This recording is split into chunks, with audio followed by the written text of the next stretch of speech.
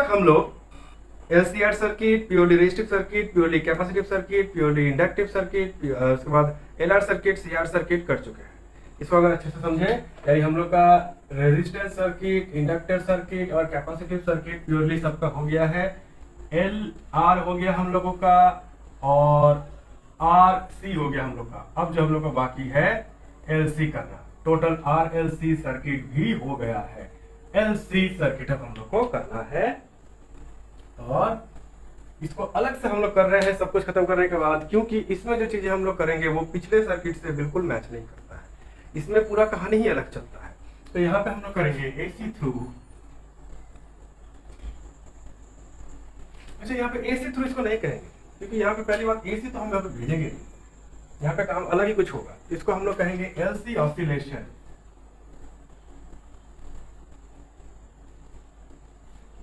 LC oscillation क्यों AC through नहीं कहेंगे, इसका मतलब अभी समझ में आएगा। अच्छा, ये सर्किट जब हम समझाएंगे तो इसको लगभग कह सकते हो एक लेयर, दो लेयर में इसको समझाएंगे।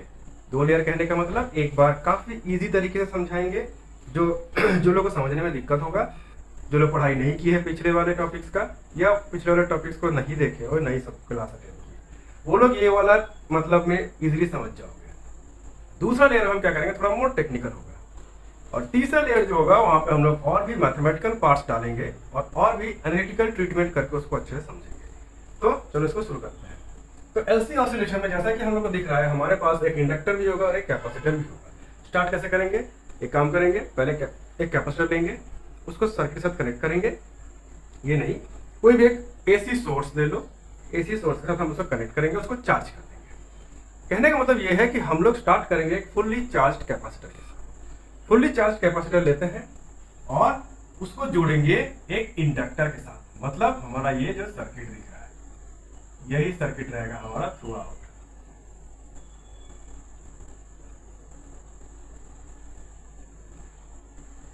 ये जो सर्किट है यहाँ पे हो जाएगा हमारा कैपेसिटर। थोड़ा बड़ा करते हैं क्योंकि यहाँ बहुत चीजें लिखनी पड़ेगी, दिखानी पड़ेगी। ये हो गया हमारा कैपेसिटर और यहाँ पे हम लोग लगाएंगे इंडक्टर। ये हो गया इंडक्टर। ये जो कैपेसिटर है ये हम पहले से फुल्ली चार्ज करके रखे हैं। ये चार्ज में यहाँ पे इमेजिन कर लो, this plate is positively charge, this plate is negatively charge. तो इलेक्ट्रिक फील्ड का डायरेक्शन हो जाएगा इस तरफ। This electric field is only inside the capacitor. तो ये हो गया यहाँ पे इलेक्ट्रिक फील्ड। अब देखो क्या होता है, सिंपल भाषा में अगर समझने जाए तो इसके पास पूरा एनर्जी भरती है और इसके पास कुछ नहीं है। जैसे इसको कनेक्ट करते हैं, जब इसको समझना, ये पॉजिटिवली चार्ज प्लेट है, ये नेगेटिवली चार्ज प्लेट है, तो यहां से क्या होगा, पॉजिटिव से करंट फ्लो होना शुरू होगा और नेगेटिव में आना शुरू कर देगा। पॉजिटिव से करंट फ्लो होगा, नेगेटिव में डिस्चार्ज होना शुरू करेगा। तो करंट का डायरेक्शन किधर से फ्लो हो जाएगा, इस तरफ से करंट का डायरेक्शन फ्लो होना शुरू हो जाएगा, आई। ये हो गया करंट का डायरेक्शन आई फ्लो होना। स्टार्टिंग में जैसे ये शुरू होता है उस वक्त अगर हम लोग एक हल्का सा ग्राफ बनाते हैं दोनों का एनर्जी का बीच का, तो ये हो जाएगा एनर्जी इन कैपेसिटर, ये हो जाएगा एनर्जी इन इंडक्टर। कैपेसिटर का एनर्जी पूरी तरीके से फुल है और इंडक्टर में अभी तक किसी भी तरह का कोई एनर्जी स्टोर नहीं हुआ है। फिर एक स्टेप आगे जाते हैं, एक स्टेप आगे जाते हैं। एक स्टेप आगे जाके हम लोग क्या देखते हैं कि ये कुछ आधा एनर्जी खाली किया।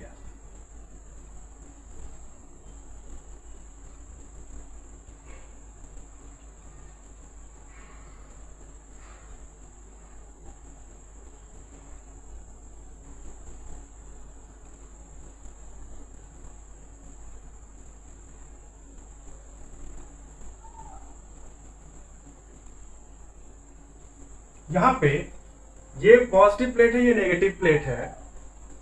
खाली करते करते बहुत सारा चार्ज खाली हो गया, मान लो आधा चार्ज खाली हो गया। करंट अभी भी इस डायरेक्शन में फ्लो कर रहा है।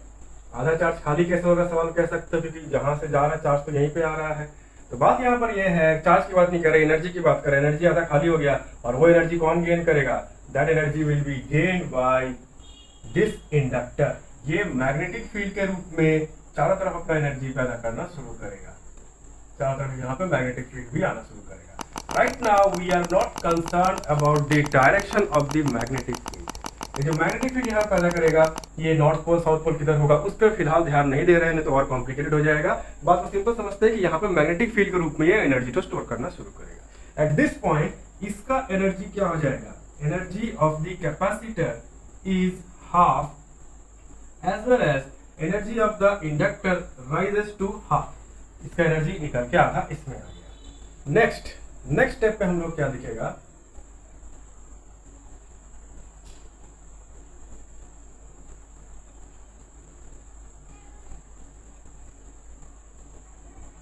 नेक्स्ट स्टेप हम लोग को दिखेगा कि पूरा का पूरा एनर्जी खाली कर दिया और ये जो है पूरा एनर्जी गेन कर लिया।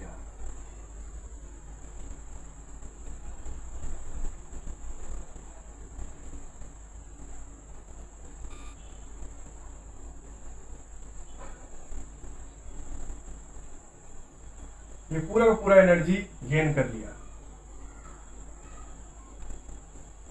दैट मीन्स इस अगर हम लोग ग्राफ बनाए तो energy in capacitor is totally empty whereas energy in the inductor is full. ये आ गया। अब नेक्स्ट स्टेप पे देखते हैं क्या होता है। करंट इधर फ्लो कर रहा था, करंट इधर ही फ्लो करेगा, डायरेक्शन उसका इधर ही फ्लो करेगा। इसके बाद हम लोग क्या करते हैं, नेक्स्ट डायग्राम में आते हैं। यहां पे हम लोग क्या लिखेगा कि the now this will start discharging. Inductor से अब एनर्जी निकलना शुरू होगा और कैपेसिटर में सेव होगा। ये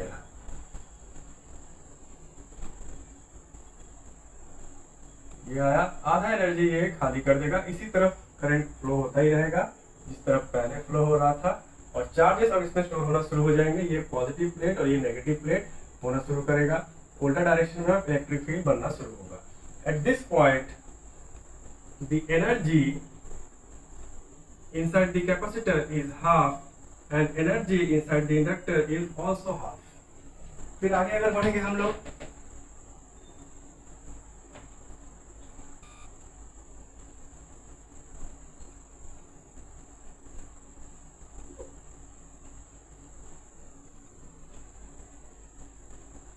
यहाँ पर हम लोग देखेंगे कि ये पूरा का पूरा अपना एनर्जी खाली कर दिया और ये सारा का सारा एनर्जी गेन कर लिया। Yeah, that means here we see that the energy in the capacitor is again full, energy in the inductor is again empty. तो यहाँ पे जब आते हैं हम लोग तो इसमें और इसमें क्या डिफरेंस है, प्लेट्स पे जरा ध्यान देना। ये पॉजिटिव है, ये नेगेटिव है, ये पलट गया पॉजिटिव और नेगेटिव। फिर एक साइकिल और चलेगा, ये अब क्या करेगा, यहीं पे रुकेगा। रुकने के बाद इतना देर में करंट इधर से फ्लो हो रहा है, इस तरफ फ्लो हो रहा था, इस तरफ फ्लो हो रहा था, यहाँ पे रुका। जैसे यहाँ पे रुका, यहाँ पर भी हम लोग कह सकते हैं एक दाग दे ही दे सकते हैं, करंट इधर ही फ्लो हो रहा है। जैसे यहाँ पे रुकता है अब क्या करेगा, ये रहा पॉजिटिव प्लेट, पहले करंट इधर से फ्लो हुआ था, पॉजिटिव टू नेगेटिव फ्लो हुआ था। अभी यहाँ पे क्या हुआ, पॉजिटिव टू नेगेटिव, यानी अब करंट इधर फ्लो करेगा, इस तरफ फ्लो करेगा। जब इस तरफ फ्लो करेगा तो सेम प्रोसेस को फॉलो करेगा और फॉलो करते करते करते करते एक वक्त आएगा जब प्लेट्स में चार्जेस वापस क्या हो गए, पलट जाएंगे। ऊपर में क्या आएगा, पॉजिटिव और नेगेटिव, और तब हमको क्या मिल जाएगा, यही स्टार्टिंग स्टेज मिल जाएगा। समझ में आया? हम वो चीज तो यहाँ पे नहीं बनाए क्योंकि जगह नहीं है। एक काम करते हैं, बोलोगे तो हम बना के दिखा सकते हैं, यहाँ पे कोई प्रॉब्लम नहीं है। नहीं तो अगर समझ में आ रहा हो तो अच्छी बात है, क्योंकि सेम चीज फॉलो करेगा। यहाँ पे फिर से एक बार रिपीट कर रहे हैं, ये जो कि पॉजिटिव प्लेट, जैसे यहाँ पे वो क्या दिखा था, ये पॉजिटिव प्लेट है, यहाँ से करंट फ्लो करके इधर आ रहा था यहाँ, और इधर ही फ्लो करते जा रहा है, फ्लो करते जा रहा है जब तक कि प्लेट्स में चार्जेस पलट नहीं जाते। ये यहाँ तक हम लोग बोलेंगे हाफ साइकिल कंप्लीट हुआ है। हाफ साइकिल कंप्लीट हुआ, चार्जेस पलट गया, इलेक्ट्रिक फील्ड का डायरेक्शन इनसाइड द प्लेट्स भी पलट गया। अब यहाँ से क्या होगा, करंट रिवर्स डायरेक्शन में फ्लो करना शुरू करेगा, यानी इस पॉजिटिव से इस नेगेटिव में, और फ्लो करते करते वो सेम तरह के पैटर्न शो करेगा सब में। यानी क्या होगा, रिवर्स में जब जाएगा तो यहाँ से नेक्स्ट स्टेप में ही, हम नेक्स्ट स्टेप अगर बनाए यहाँ पे तो देखो क्या दिखेगा कि नेक्स्ट स्टेप में ही हमको दिखेगा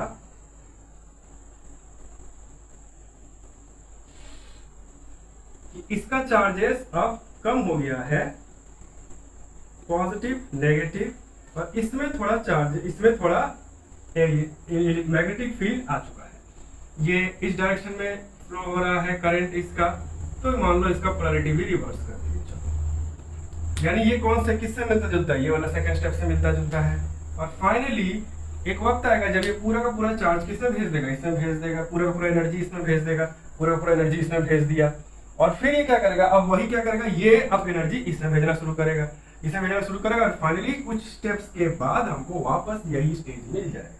जब ये स्टेज मिल जाएगा तो हम बोलेंगे कि आवर साइकिल इज कंप्लीट, और फिर दोबारा से ये शुरू होगा। तो ये क्या हो रहा है, ऑसिलेशन। एक बार चार्ज को देखो क्या हो रहा है, चार्ज इस प्लेट से इस प्लेट में आ रहा है, पोलैरिटी रिवर्स हो रहा है, और फिर वापस उसी प्लेट से उसी प्लेट में चला जा रहा है। इसी को तो ऑसिलेशन कहते हैं। जहां से शुरू करते हैं इस तरफ आते हैं और वापस यहां से इसी तरफ आ जाते हैं। ये हो गया क्या, वो ऑसिलेशन। तो यहाँ पर भी क्या हो रहा है, चार्ज इस प्लेट से इस प्लेट में जा रहा है, तो वापस फिर इस प्लेट से इस प्लेट में चार्ज पहुंच जा रहा है, इसे कहते हैं ऑसिलेशन। और चार्जेस में यहाँ एनर्जी का ट्रांसफर हो रहा है, यहाँ से वहां, फिर वहां से यहाँ, यहाँ से यहाँ, वहां से यहाँ, तो इसको भी हम लोग कहते हैं इसलिए एलसी ऑसिलेशन। एलसी ऑसिलेशन जो होता है यहाँ पे, ये इनफाइनाइट टाइम तक चलते जाएगा अगर ये जो वायर में रेजिस्टेंस हम लोग जीरो कर देते हैं।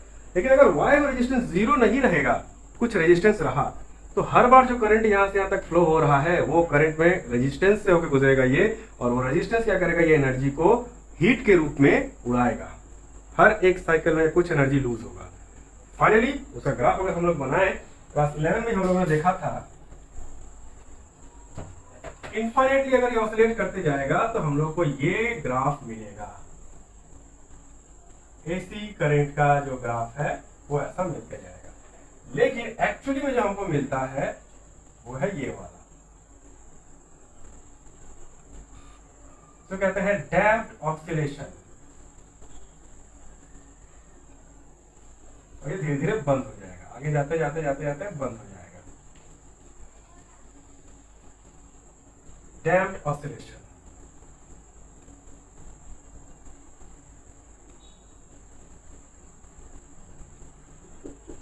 डैम्प्ड ऑसिलेशन, और ये इनफाइनाइट तक चलते जाएगा आइडियल ऑसिलेशन। तो हमको जनरली ये दिखता है, लेकिन ये हमारा कोई काम का नहीं है, बिकॉज ये ऑसिलेशन कुछ ही साइकिल्स के बाद डाई आउट हो जाएगा। हमको चाहिए ये वाला। क्यों चाहिए ये वाला? अगर तुम लोग देखोगे तो हमारे घरों में, मैक्सिमम लोगों के घरों में होगा इन्वर्टर।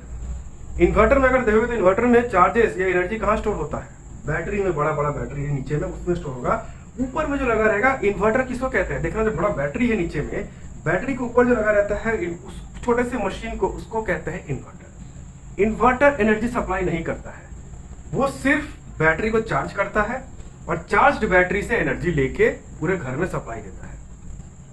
एनर्जी लेकिन देता है बैटरी ही वहां पे। तो अगर घर का बैकअप बढ़ाना है तो तुमको इन्वर्टर चेंज नहीं करने की जरूरत पड़ेगी, तुमको बैटरी चेंज करने की जरूरत पड़ेगी, मोर पावरफुल बैटरी लगाने पड़ेंगे। अब इन्वर्टर क्या करता है, एसी करंट को रेक्टिफाई करके डीसी करंट में बदलता है और बैटरी को चार्ज करता है, बिकॉज बैटरी सिर्फ डीसी करंट में ही चार्ज होता है। जैसे हमारा मोबाइल का फोन भी यही करता है, मोबाइल फोन का चार्जर भी यही करता है। अब जब वहां से लाइन चला गया घर का, तो हम लोग को क्या करना है, वहां से इन्वर्टर क्या करेगा, बैटरी से चार्ज लेगा। जब बैटरी से चार्ज लेगा तो बैटरी तो डीसी करंट देता है, लेकिन घर में तो हम लोग का एसी सप्लाई होगा। तो इन्वर्टर का क्या काम है कि वो बैटरी से डीसी लेगा और उसको एसी में कन्वर्ट कर देगा। एसी में कन्वर्ट करने का मतलब क्या हुआ, उसमें ऑसिलेशंस ला देगा, एक सीधा करंट को ऑसिलेशंस ला देगा और घर में सप्लाई कर देगा। तो वही ऑसिलेशन कैसे आता है, इस तरीके से आता है। क्या कर देगा वो, एक इस जो सर्किट देखते हैं ना, इस सर्किट को, इसी को सर्किट कहते हैं टैंक सर्किट। टैंक सर्किट का बहुत ज्यादा ही इस्तेमाल है, ये इस कॉलेज से इसलिए पढ़ाया जा रहा है बिकॉज इसका बहुत ज्यादा इस्तेमाल है। अब यही सर्किट जो है हम लोग का जो मोबाइल फोन में लगा हुआ रहता है, किसी भी टाइप का कम्युनिकेशन करते वक्त ना, अगर हम लोग बात कर रहे हैं, मान लो हम लोग सिंपल से बोल रहे हैं, अगर इतनी धीरे से बात कर रहे हैं तो ये आवाज तुम उस गेट पे चले जाओगे, तुमको वहां सुनाई नहीं देगा। मतलब ये आवाज का एनर्जी कितना है, बस यहीं से उतना दूर तक। तो ये आवाज दिल्ली अगर बोलेंगे तो यहाँ से दिल्ली कैसे चला गया, फिर ये मत समझना कि इलेक्ट्रॉनिक्स इसको कैरी करके जा रहा है, क्योंकि जितना एनर्जी से हम बात किए, मोबाइल फोन भी उतना ही एनर्जी का इलेक्ट्रिकल सिग्नल क्रिएट किया है मेरा वॉइस सिग्नल से। वॉइस का एनर्जी इलेक्ट्रिकल एनर्जी में जब कन्वर्ट होगा तो उतना ही एनर्जी का कन्वर्शन होगा इसमें। तो वो एनर्जी जब मेरा यहाँ से वहां तक जा रहा है, तो इलेक्ट्रिकल सिग्नल भी यहाँ से वहां तक ही जाएगा, ज्यादा दूर तक नहीं जाएगा वो। तो फिर मेरा इस आवाज दिल्ली तक या इंटरनेशनली कैसे चला जाता है? तो वहां पे होता है कैरियर सिग्नल। कैरियर सिग्नल और मैसेज सिग्नल दो अलग अलग सिग्नल होता है। कैरियर सिग्नल का प्रॉपर्टी होता है कि वो पावर में, एनर्जी में, फ्रीक्वेंसी में बहुत हाई होता है। इतना हाई होता है कि उसको तो हम अर्थ से बाहर ही भेज सकते हैं, इतना उसमें एनर्जी होता है। इमेजिन कर लो कि तुम्हारे गला में बहुत आवाज आ गया है, बहुत एनर्जी आ गई, इतना जोर से चिल्ला है कि यहाँ से जो मार्स का आदमी है वो भी सुन लेगा। हालांकि बीच में वैक्यूम है, ये एग्जाम्पल परफेक्ट नहीं है, बट पकड़ लो अगर वैक्यूम नहीं होता तो यहाँ से जो मार्स का आदमी है वो भी सुन लेगा, इतना अगर तेज आवाज आ गया। तो इतना तेज हम लोग कैरियर सिग्नल बनाते हैं और कैरियर सिग्नल में मैसेज सिग्नल को जोड़ देते हैं। तो कैरियर सिग्नल इतना दूर तक जाता है और हमारे साथ साथ मैसेज को भी लेते हुए जाता है। तो कैरियर सिग्नल भी क्या होना चाहिए? ऑल्टरनेटिंग सिग्नल की तरह होना चाहिए। तो कैरियर सिग्नल बनाने का जिम्मेदारी दिया जाता है टैंक सर्किट को। अब वो कैरियर सिग्नल का फ्रीक्वेंसी कैसा होना चाहिए वो डिसाइड करता है कैपेसिटर और इंडक्टर का वैल्यू। और इसी के साथ हम लोग क्या करते हैं, एंटीना भी जोड़ देंगे। तो ये एंटीना जो यहाँ से छोड़ेगा सिग्नल वो कंटिन्यूसली या डैम्प छोड़ेगा या तो ये छोड़ेगा। एक्चुअली डैम्प ही छोड़ेगा, धीरे धीरे खत्म होता जाएगा रेजिस्टेंस यहाँ से। रेजिस्टेंस के कारण चार्ज इसका खत्म होता जाएगा, करंट खत्म होता जाएगा, एनर्जी खत्म होता जाएगा। तो क्या किया जाए, इसको इसमें कैसे कन्वर्ट किया जाए? तो यही चीज तो हम लोग पढ़ाई करेंगे सेमीकंडक्टर्स में, हमारा लास्ट चैप्टर में। पूरा एकदम जो लास्ट चैप्टर वहां जाकर पढ़ाई करेंगे। इसी के साथ हम लोग ट्रांजिस्टर जोड़ देंगे। Transistor is a very smart device. वो हम लोग क्या करेगा, डिटेक्ट करेगा कि कब ये खत्म हो रहा है। मान लो इतना इसका एनर्जी लूज हुआ, सिंपली क्या करेगा, सीधा भाषा में अगर बताना चाहें तो मान लो तुम किसी को बैठा के झूले पे झुला रहे हो, स्विंग जो होता है, अगर एक बार ठेल के छोड़ दिए तो स्विंग तो क्या होगा, हर एक बार ये पीछे आया। मान लो पिछली बार यहाँ से छोड़े थे, जब ऐसे गजा के दूसरी बार यहाँ पे नहीं आएगा, वो यहीं तक ही रहेगा, फिर यहाँ से ऐसे करके धीरे धीरे रुक जाएगा। अगर हम यहाँ पे खड़े हैं, हमको मालूम है कि वो दूसरी बार सिर्फ यहीं तक आया है, तो हम क्या करेंगे, इतना दूर का जो एनर्जी वो लूज किया, हम सिर्फ इतना एनर्जी उसको दे देंगे तो वापस स्विंग करेगा, फिर उतना एनर्जी दे देंगे तो क्या करेगा, वापस इतना स्विंग करेगा। तो यहाँ पे एक इंटेलिजेंट इंसान खड़ा रहेगा, वही उसको सिर्फ उतना ही एनर्जी देगा जितना की जरूरत है। ज्यादा दिया तो उसका ऑसिलेशन बढ़ जाएगा, कम किया तो घट जाएगा। उसको सिर्फ उतना ही देना है जितना किया, ऑसिलेशन मेंटेन करते रहे। यही इंटेलिजेंट काम करता है ट्रांजिस्टर। ट्रांजिस्टर को पता होता है कि कब इसमें इतना एनर्जी लूज हुआ है और उतना एनर्जी इसमें डाल देता है। जैसे उतना एनर्जी डाल देता है तो इसमें जितना भी एनर्जी का कमी हुआ है वो पूरा भरपाई हो जाता है इसके अंदर। खैर वो तो हो गया बात, उसके बारे में हम बाद में बताएंगे। फिलहाल यहाँ पे आते हैं हम लोग। तो ये क्या हुआ, पहला लेवल का, जिसमें काफी आसान तरीके से ये समझाया गया। दूसरे लेवल में हम लोग क्या इसमें बोलेंगे, हल्का सा इसमें बात करेंगे लेंजेस लॉ का। लेंजेस लॉ क्या कहता है? Lenz's law, according to Lenz's law, कि the change produced is such that it opposes the thing which is producing that change. यानी जो चीज का जन्म हो रहा है, वो जन्म होने का प्रकृति का नियम है, नेचर का नियम है कि वो हमेशा जो उसको जन्म दे रहा है उसको अपोज करेगा। अपोज जब करेगा तो जो जन्म दे रहा है उसका एनर्जी खर्चा होगा और उसी का एनर्जी लेकर ये जन्म लेगा। ये याद रखना, क्योंकि इसके पास अगर जन्म लिया, इसके पास एनर्जी ही नहीं है तो फिर ये बेचारा फिर जन्म लेकर क्या करेगा इंस्टेंटली। इसीलिए इसको अपोज करना ही पड़ेगा उसको, ताकि इसको जन्म देने के लिए उसका एनर्जी खर्चा हो और उसका एनर्जी लेकर ये आगे की तरफ एग्जिस्टेंस में आएगा। तो यही कहता है लेंजेस लॉ। अब लेंजेस लॉ का लॉजिक देखो यहाँ पे एक इंसान, अगर स्मार्ट इंसान, अगर कोई ये लॉजिक तक समझाया जाए तो यहाँ पे एक सवाल पूछ सकता है कि हम ये मान सकते हैं कि पॉजिटिव टू नेगेटिव तो करंट फ्लो हो जाएगा, ठीक है, लेकिन जब एक बार में पूरा चार्ज हो गया, पूरा का पूरा इसके अंदर मैग्नेटिक फील्ड आ गया, तो फिर ये करंट इधर क्यों भेजना जाएगा? इसका क्या पड़ा हुआ है कि ये करंट इसमें भेजना जाएगा? करंट को तो यहीं पे स्टॉप हो जाना चाहिए था, because we know that current flows from higher potential to lower potential या पॉजिटिव टू नेगेटिव। तो कैपेसिटर के कारण तो करंट फ्लो होगा, ये हमको समझ में आया। पर एक बार ये चार्ज इसमें स्टोर हो गया मैग्नेटिक फील्ड या मैग्नेटिक एनर्जी के रूप में, तो यहाँ पे करंट क्यों फ्लो करेगा? इसके आगे ये करंट क्यों फ्लो करेगा? अपना एनर्जी इसमें क्यों भरने जाएगा? ये होता है सवाल पूछने का सवाल। तो यहाँ पे आता है लेंजेस लॉ। लेंजेस लॉ क्या कहता है कि जब कुछ चीज बढ़ रहा है तो उसको बढ़ने नहीं दिया जाएगा। तो पहली बार जब ये करंट यहाँ से फ्लो करवाया था तो ये जो दिख रहा है यहाँ पे, ये बड़ा खच्चर है, कुछ भी होगा उसको अपोज करेगा। तो स्टार्टिंग में क्या हो रहा है, जब पहला करंट फ्लो किया गया होगा तो उस वक्त करंट क्या हो रहा है, बढ़ रहा है। जब बढ़ रहा है तो ये बढ़ने नहीं देगा। ये बढ़ने नहीं देगा तो ये क्या करेगा, जबरदस्ती करंट इसमें ठूस के भरेगा।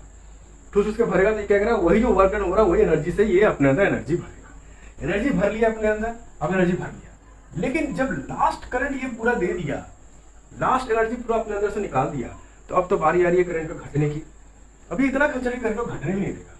करंट को घटने देगा तो क्या करेगा, तो घटने नहीं देने के लिए क्या करेगा, अपने अंदर जो एनर्जी भरा है वो एनर्जी से ये एनर्जी प्रोवाइड करेगा करंट को मेंटेन रखने के लिए। यानी इसका आदत है पूरा एकदम खच्चर, जो भी बोलो उसका उल्टा करेगा। तो जब करंट बढ़ रहा था तब ये बढ़ने नहीं दे रहा था, और नहीं बढ़ने देने की आदत के कारण ही इसके अंदर मैग्नेटिक फील्ड या मैग्नेटिक एनर्जी स्टोर हुआ था। अब जब यहाँ पे मैग्नेटिक फील्ड पूरा स्टोर हो गया, अब करंट घटने की बारी आई, तो ये घटने भी नहीं देगा, इसलिए उसी डायरेक्शन में ये क्या किया, अपने अंदर का एनर्जी यूज करके इस करंट को वापस मेंटेन कर दिया जितना था पूरा।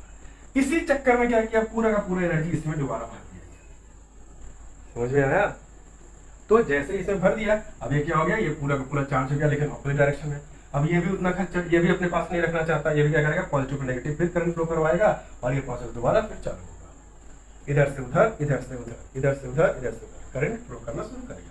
इसीलिए लेंज लॉ के साथ एक और लॉजिक लगा दो कि इलेक्ट्रॉन्स कहां फ्लो हो रहे हैं, तो इलेक्ट्रॉन्स, जाहिर सी बात है नेगेटिव प्लेट में इलेक्ट्रॉन्स बहुत ज्यादा है, तो इलेक्ट्रॉन्स का फ्लो हो जाएगा उल्टा डायरेक्शन में। करंट इधर फ्लो होता है, उसका उल्टा डायरेक्शन में इलेक्ट्रॉन्स फ्लो होते हैं। तो इलेक्ट्रॉन्स अगर यहाँ से यहाँ तक जा रहे हैं तो ही तो इस प्लेट में धीरे धीरे इलेक्ट्रॉन्स बढ़ते जा रहे हैं, तो फाइनली ये वाले प्लेट में क्या मिलेगा, बहुत ज्यादा मात्रा में इलेक्ट्रॉन्स मिल जाएगा। अगर इसको तुम करंट के नजरिए से देख रहे हो, और करंट के नजरिए से देखते देखते तुमको जरा देखने में समझ नहीं आ रहा है, दिक्कत हो रहा है कि इसका पोलैरिटी कैसे चेंज हो गया, तो तुम इलेक्ट्रॉन के नजरिए से देखो। यहाँ पर इलेक्ट्रॉन ज्यादा थे, इलेक्ट्रॉन्स यहाँ से फ्लो करना शुरू किए, क्योंकि लोअर पोटेंशियल ये हो गया, ये हाई पोटेंशियल, इलेक्ट्रॉन्स यहाँ से फ्लो करना शुरू किए। अब कुछ इलेक्ट्रॉन्स कम गए, यहाँ पे इलेक्ट्रॉन्स अभी भी यहीं पे फ्लो कर रहे हैं ऐसे करके। अब इलेक्ट्रॉन्स पूरी तरह से खत्म हो गए, इसके पास एनर्जी है, ये एनर्जी का इस्तेमाल किया जबरदस्ती, और इलेक्ट्रॉन को फ्लो करवाते रहे इसी रूप में। इलेक्ट्रॉन यहाँ पे अभी भी इसी रूप में फ्लो कर रहे हैं, और यहाँ पे इलेक्ट्रॉन्स का भीड़ बढ़ते जा रहा है। एक वक्त आएगा जब यहाँ पे बहुत से इलेक्ट्रॉन भर गए, और यहाँ इलेक्ट्रॉन है ही नहीं है, इसलिए इसका प्लेट नेगेटिव हो गया चार्ज। अब फिर वापस क्या करेंगे, इलेक्ट्रॉन उल्टा घूमना शुरू करेंगे, और एक वक्त आएगा फिर वापस इलेक्ट्रॉन इसी जगह में आ जाएंगे। समझ में आया? तो इतने सारे तरीकों से भी इसको समझ सकते हैं हम लोग। अब ये तो हो गया इसका थ्योरेटिकल ट्रीटमेंट कह सकते हो इसका। अब हम लोग इसका मैथमेटिकल ट्रीटमेंट करेंगे। मैथमेटिक्स में जाके देखेंगे कि क्या सच में ऑसिलेशन कर रहा है कि नहीं कर रहा है। हम लोग एक इक्वेशन निकालेंगे, ये सारी चीजों को डालेंगे इक्वेशन में, सॉल्व करेंगे, और देखेंगे जो इक्वेशन आ रहा है that equation satisfies the equation of LC oscillation या सिंपल हार्मोनिक मोशन, जो हम लोग क्लास 11 में किए थे। वो एक बार हम लोग को मिल जाए तो हम लोग कह सकते हैं कि yes this is an oscillation. तो चलो न्यूमेरिकल पार्ट भी करते हैं, उससे पहले इसको देखते हैं।